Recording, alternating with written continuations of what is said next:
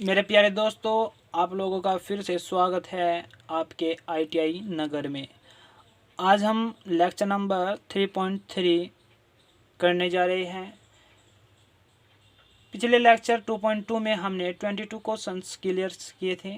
आज हम 23 से अपना स्टार्ट करते हैं।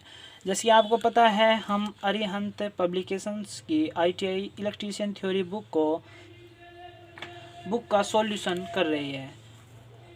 उसी के चैप्टर नंबर 7 से हम देख रहे हैं क्वेश्चन नंबर 23। कॉपर चालक की प्रतिरोधकता का मान क्या है? कॉपर चालक की प्रतिरोधकता मान होता है 1.72 माइक्रो ओम प्रति सेंटीमीटर क्यूब। ओके, इसका आंसर हो जाएगा डी। Question number 24। किसी चालक का विशिष्ट प्रतिरोध निर्भर करता है। किसी चालक का विशिष्ट प्रतिरोध उसकी जो पदार्थ है उसकी प्रकृति पर निर्भर करता है। इसका आंसर हो जाएगा बी, चालक के पदार्थ की प्रकृति पर। Question number 25। विशिष्ट प्रतिरोध स्पेसिफिक रेजिस्टेंस का विपरीत प्रभाव विशिष्ट चालकता यानी स्पेसिफिक कंडक्टेंस कहलाता है। इसका मात्रक है। देखिए, विशिष्ट प्रतिरोध का मात्रक होता है हमारा विशिष्ट प्रतिरोध का मात्रक होता है हमारा ओम मीटर या ओम सेंटीमीटर। तो जब हम इसको उल्टा करते हैं, यानी विशिष्ट प्रतिरोध होता है हमारा रो, तो चालकता का उल्टा होता है। तो जब हम इसको 1/, हम सिग्मा निकालेंगे तो 1/, ये लिखा जाएगा, तो 1/, ओम मीटर हो जाएगा। तो इसे हम बोलते हैं सीमेन ओम मीटर। ठीक है, तो हमारा 25 का आंसर हो जाएगा सीमेन प्रति सेंटीमीटर। ए ऑप्शन इसका सही है। 26 क्वेश्चन देखते हैं। विशिष्ट प्रतिरोध की इकाई क्या है? विशिष्ट प्रतिरोध की इकाई क्या है, अभी मैंने बताई थी, ओम मीटर या ओम सेंटीमीटर। ऑप्शन नंबर बी इसका सही हो जाएगा। किसी प्रतिरोध क्वेश्चन नंबर 27। किसी पदार्थ के मीटर क्यूब या सेंटीमीटर क्यूब के दो विपरीत सतहों के बीच उत्पन्न प्रतिरोध को खालिस्तान कहा जाता है। उत्पन्न प्रतिरोध को कहा जाता है विशिष्ट प्रतिरोध। Question number 28। 100 मीटर लंबे 1.07 सेंटीमीटर स्क्वायर अनुप्रस्थ काट क्षेत्रफल पर के। देखिए, क्वेश्चन नंबर 28 में क्या दिया इसने, लेंथ दे दी है हमको 100 मीटर, हम इसको चेंज कर लेंगे सेंटीमीटर में। ओके, फिर दिया इसने हमें अनुप्रस्थ काट क्षेत्रफल यानी ए 1.07 सेंटीमीटर स्क्वायर। देखिए, आप बोलोगे कि मीटर को सेंटीमीटर में क्यों बदला है, क्योंकि हम जानते हैं कि जो हमारा विशिष्ट प्रतिरोध होता है वो हमारा ओम सेंटीमीटर होता है, तो हम सेंटीमीटर के पदों में इसे कन्वर्ट कर रहे हैं। तो ए दे दिया है इसने हमें 1.07 सेंटीमीटर स्क्वायर क्षेत्रफल वाले तांबे के तार का कुल प्रतिरोध, यानी कुल प्रतिरोध पूछा है इसने, आर इक्वल टू हमें ज्ञात करना है। फिर दे दिया है इसने विशिष्ट प्रतिरोध, स्पेसिफिक ग्रेविटी दे दी है हमको 1.72 माइक्रो ओम सेंटीमीटर।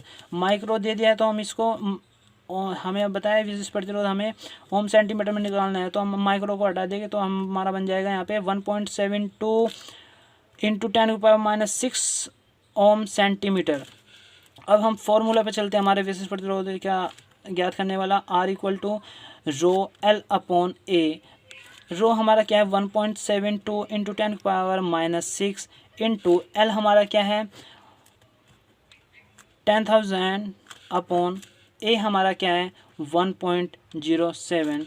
तो हमारा आर निकल के क्या आएगा इसमें 1.2 इंटू 10⁻⁻4 ओम। इसका आंसर हो जाएगा बी 1.2 10⁻⁻4 ओम।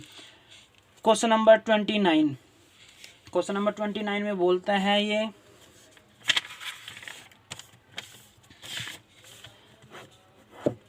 29 क्वेश्चन नंबर, प्रति डिग्री सेंटीग्रेड से प्रतिरोध में प्रति ओम परिवर्तन खालिस्तान है। देखिए, हमने डेफिनेशन पढ़ी थी उसमें पढ़ा था कि जो हम किसी सेंटीग्रेड में कोई प्रतिरोध में प्रति ओम का परिवर्तन करते हैं तो हम उसे क्या बोलते हैं, प्रतिरोध का ताप गुणांक बोलते हैं।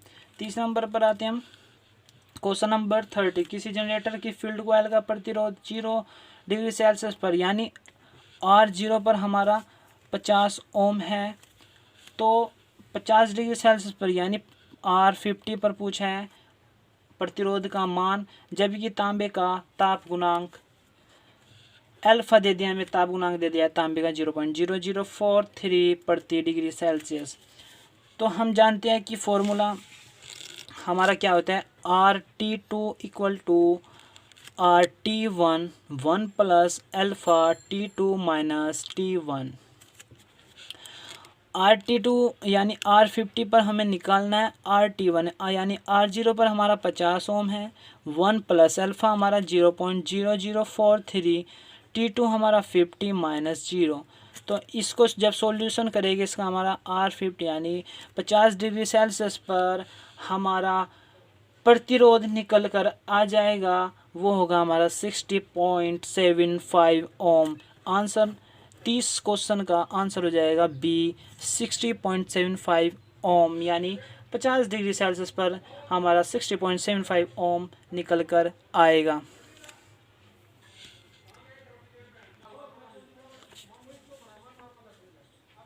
तो मेरे प्यारे दोस्तों 31 क्वेश्चन पर आते हैं हम। ऋणात्मक तापमान गुणांक का उदाहरण कौन सा पदार्थ है? ऋणात्मक तापमान गुणांक का उदाहरण कौन सा पदार्थ है? देखिए, धनात्मक ताप गुणांक यानी वो होता है कि जिसका तापमान बढ़ाने पर प्रतिरोध बढ़ता है, और ऋणात्मक ताप गुणांक वो होता है कि जिसका तापमान बढ़ाने पर प्रतिरोध घटता है।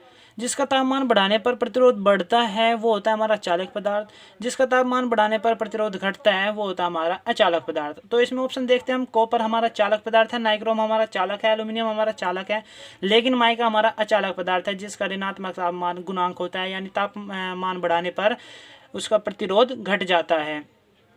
तो 31 का हो जाएगा हमारा डी आंसर सही। 32 क्वेश्चन पे आते हैं, धात्विक प्रतिरोध का प्रतिरोध तापमान बढ़ाने पर, यानी धात्विक प्रतिरोध यानी अभी बोला ना मैंने, जो चालक पदार्थ होते हैं उनका प्रतिरोध तापमान बढ़ाने पर प्रतिरोध बढ़ता है।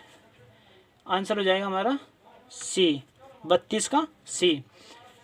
क्वेश्चन नंबर 33 पर आते हैं हम। सामान्यतः पावर सर्किट्स में प्रयोग किए जाने वाले प्रतिरोध है। सामान्य पावर सर्किट्स में देखिए, जो कार्बन प्रतिरोध होता है वो हमारा कम, उसको हम